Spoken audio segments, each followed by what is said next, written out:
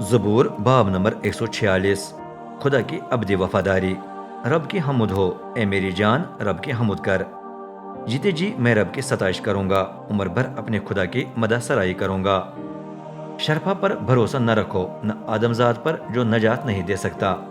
جب اس کی روح نکل جائے تو وہ دوبارہ خاک میں مل جاتا ہے، اسی وقت اس کے منصوبے ادھورے رہ جاتے ہیں۔ مبارک ہے وہ جس کا سہارا یعقوب کا خدا ہے، جو رب اپنے خدا کے انتظار میں رہتا ہے، کیونکہ اس نے آسمان و زمین، سمندر اور جو کچھ ان میں ہے بنایا ہے۔ وہ ہمیشہ تک وفادار ہے، وہ مظلوموں کا انصاف کرتا اور بھوکوں کو روٹی کھلاتا ہے۔ رب قیدیوں کو آزاد کرتا ہے، رب اندھوں کی آنکھیں بحال کرتا اور خاک میں دبے ہوئوں کو اٹھا کھڑا کرتا ہے۔ رب راست باز کو پیار کرتا ہے، رب پردیسیوں کی دیکھ بھال کرتا، یتیموں اور بیواؤں کو قائم رکھتا ہے، لیکن وہ بے دینوں کی راہ کو ٹیڑھا بنا کر کامیاب ہونے نہیں دیتا۔ رب اب تک حکومت کرے گا، اے سیون تیرا خدا پشت در پشت بادشاہ رہے گا۔ رب کی حمد ہو۔